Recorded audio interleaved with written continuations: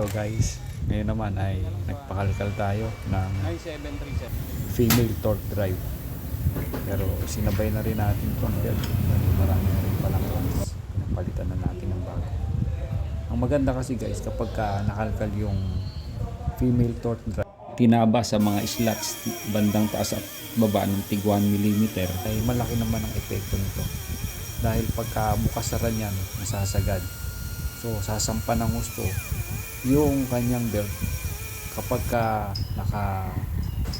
nakasara, at kapag nakabuka naman ay nagkakaroon pa ng dagdag na top speed dahil nasasagad pa yung paglubog ng belt. Isa pang magandang epekto niyan, pinagkakaroon na ng primera pag take off ang scooter natin.